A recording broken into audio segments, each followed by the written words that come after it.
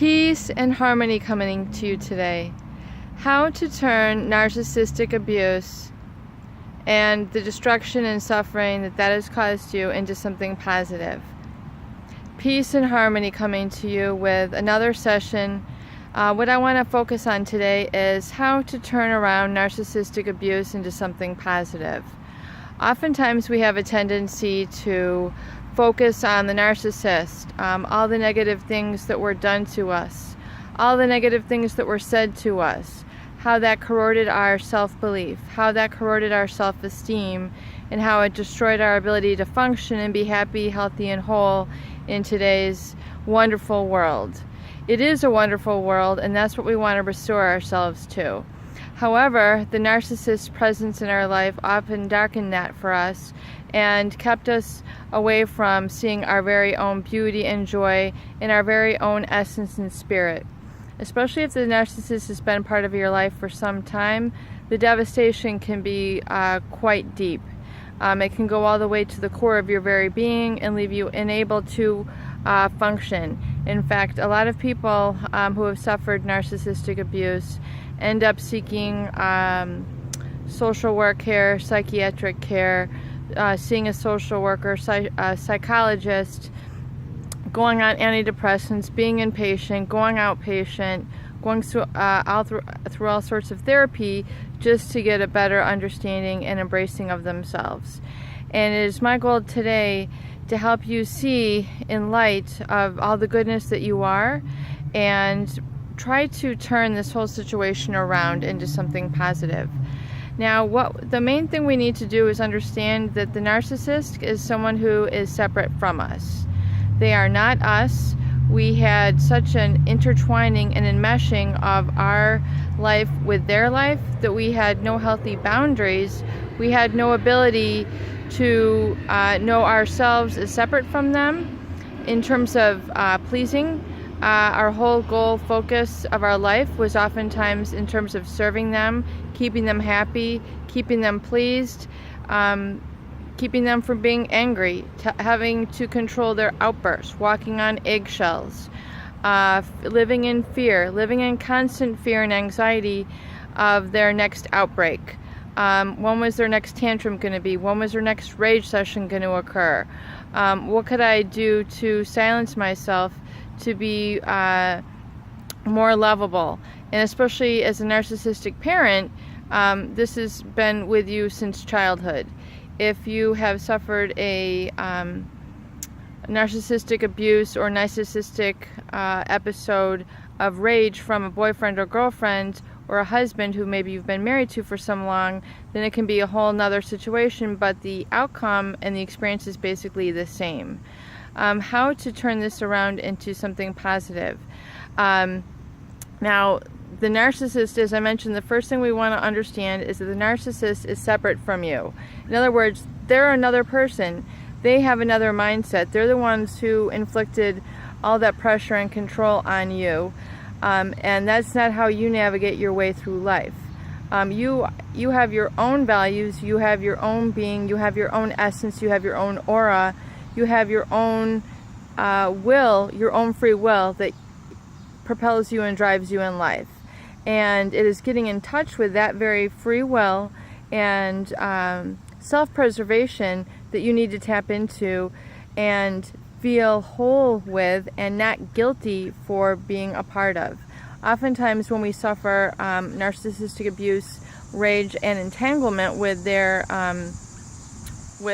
life and with all their desires to manipulate us, we lose touch with that very life essence.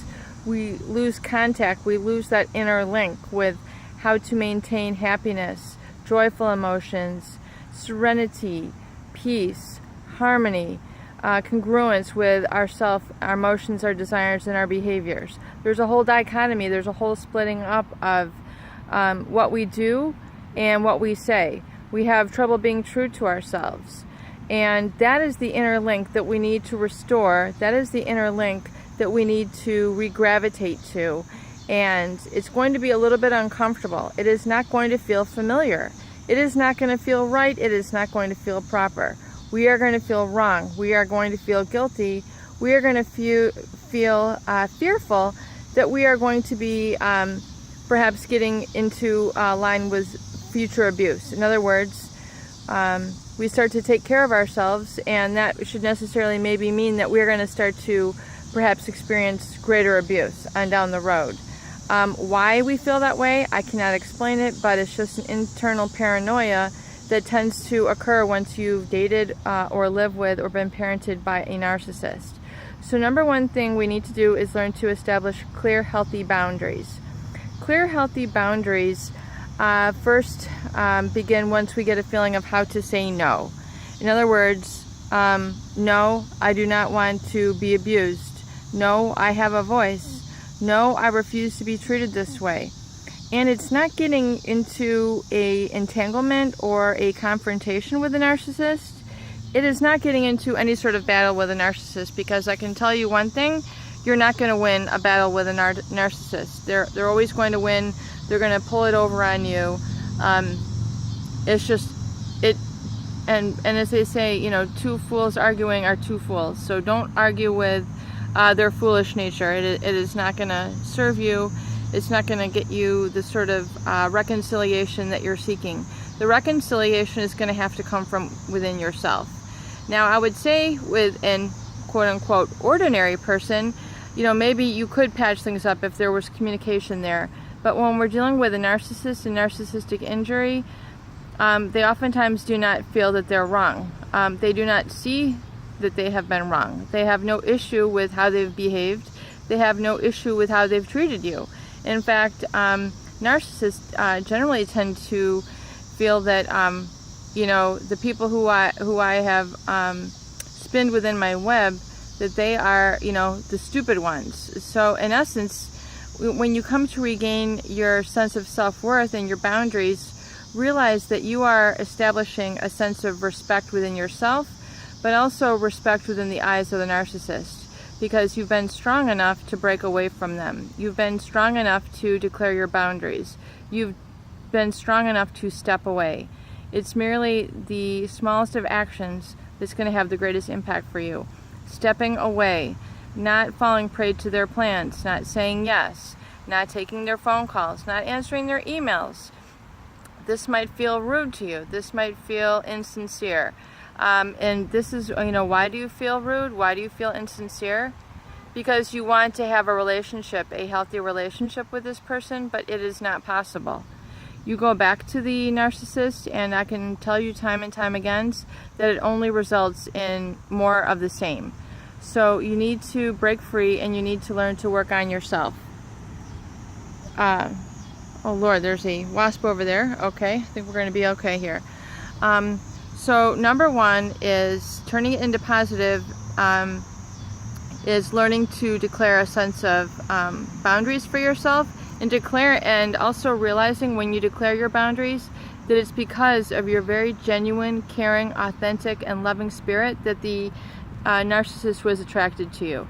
So realizing that you have these qualities that they so lack should be another sense of comfort and esteem for you in terms of creating your self-respect.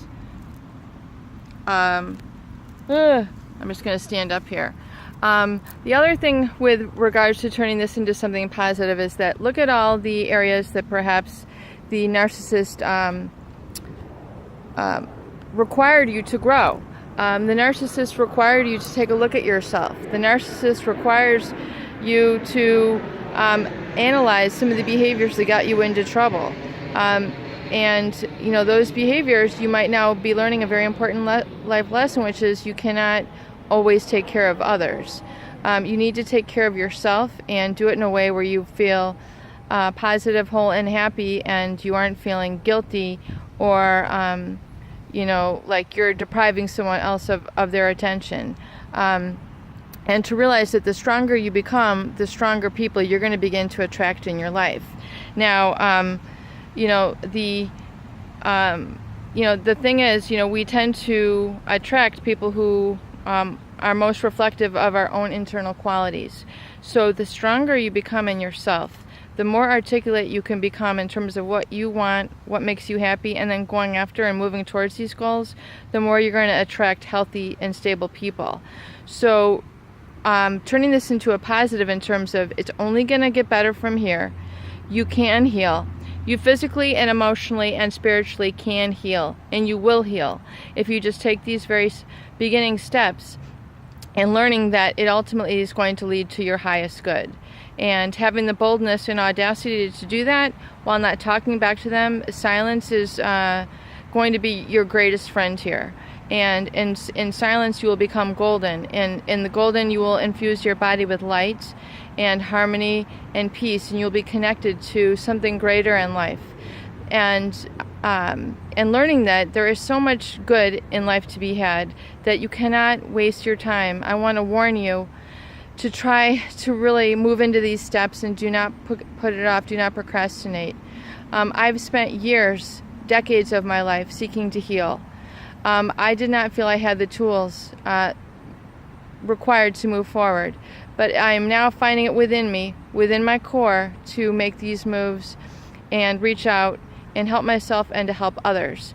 So I just want to really almost give you a warning or a caution. Do not take years, do not take decades to heal yourself. Do not deprive yourself of the joy in life. There's so much great joy and beautiful people to get to know and be part of. Look at all the great artists, all the great sculptors, all the great architects who, through their pain and desire to build something beautiful and wonderful for humanity, have gone on and do that. Go to your nearest, if you're in a city, take a look at the skyline and learn who the architect was who designed and built that, and just think of their marvelous talents and all that was required within them as a human being to build that. Look at some of the great works of art. Go to a local art museum or a local sculpture and just think of the talent that moved that person. And now let that same drive and desire begin to move you to create something positive in your life. Peace and harmony. Love you.